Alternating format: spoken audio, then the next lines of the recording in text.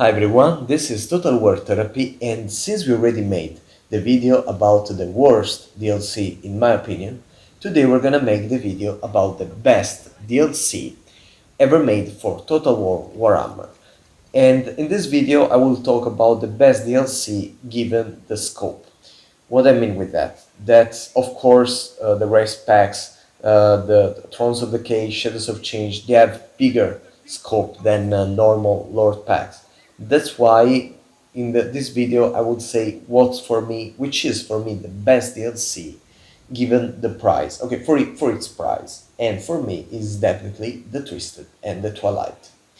It was the second last DLC for Total War Warhammer 2, really few months. It was released few months before the big trailer of Total War Warhammer 3, and it was actually, I think that the summer before, it was around December, its release, December, January, its release, and I started to play Total War Warhammer 2 that summer. I mean the summer before, and I was basically in Italy for the COVID, but I was studying in a business school in France, and basically I was studying from remote. That's why I could spend a lot of time on the computer. And while I was having classes, I was basically playing with Total War, and I was, oh my god, I was spending 10 hours per day playing that. There was my family that with the COVID was starting to go out. For me, I was just studying, attending classes, and in the meanwhile, playing Total War Warhammer. And when I thought that, I mean, the DLCs were over, because oh my god, there were already so many DLCs, and then you could take the DLCs of Total War Warhammer 1. At some point, they released this other trailer, so there was more. There was more that we could get, and for me it was crazy. Oh my god, more units, more. There are already so many that I spent literally probably 8 months to understand all the factions, all the units, monsters, and so on. And I mean, there is still after many years, there are still many factions that I never played. And yeah, at some point this new trailer come up, and I was wow. It was first it was with Wood Elves that it was a moment when I was really enjoying the game without actually understanding all the lores, all the factions. So for me, it was like, oh my god, there are another faction of elves. I mean, there are already dark elves, high elves. Yeah, I understood that they were the wood elves, but they were not in Total War Warhammer 2. So I thought it was just all the thing of the previous game.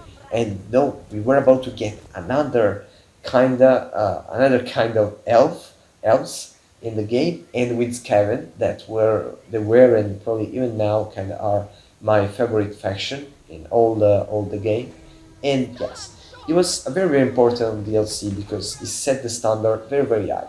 They were already making great work with the Hunter and the Beast, and especially with the Grim and the Punch. But with the Twist and Twilight, first they took back another faction from the previous game, and they completely reworked their mechanics. And that was crazy because at the end, I mean, at the release of the DLC, probably the Wood Elves campaign was the best campaign in all the game. Their mechanics were the best, but you could use them only with the Sister of Twilight, only with one legendary lord. And when they came to Total War Warhammer 3 in Immortal Empires, you could actually play those mechanics with a lot of legendary lords of Wood Elves. That in any case is not such a problem because you know how they work, they just move from the forest, and so yeah, you can easily configure the other legendary lords. But I mean, if you wanted to play with their mechanics, then with Orion there is the mechanic about the end time scenario, and so very good. And yeah, it was crazy because you could play, actually your goal of the campaign was not to painting the map, as I mean mostly all the other factions, but you had to protect your forest. So you were playing defensively, and at the same time you could move very I mean, fast all over the world with the gardens with the roots mechanic thing of the mother tree and so on. So yeah, you could teleport in different scenarios with very different enemy units, and you could play very defensively. That's why for me it was the best mechanic, and the wood elves were so cool. They added some units that were actually changing a little the playstyle, because there were monster cavalry with the grid tiers and the Zolt. Then there were what also there was? Well, there were they introduced for the first time the legendary heroes. Ariel, yes, and Gorich. Wow, it was the first time that we saw. Probably at that time, Gorich was the coolest model in all the game, and it was so crazy, so funny. And yes, for this cabin, they first offer you a very great position with, as I say, for the sister Twilight, the position, the starting location was not that important, because at the end you could move all around.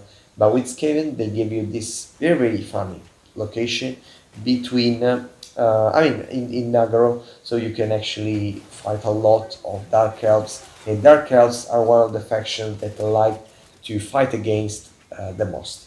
So it was everything very, very cool, and the mechanic of Throw to the Unclean, that is one of my favorite character in all the game, were amazing, because you could change, you can still change and modify, upgrading your units, not the missile one like with Ikit, but the monsters and the infantry. So at the end, you could have these very, very crazy units that were so strong and so twisted, because then there were you could make some mistake in the laboratory, so your units, from having an upgraded, they get to the end downgrade. So yeah, very cool mechanics and a lot to play that campaign.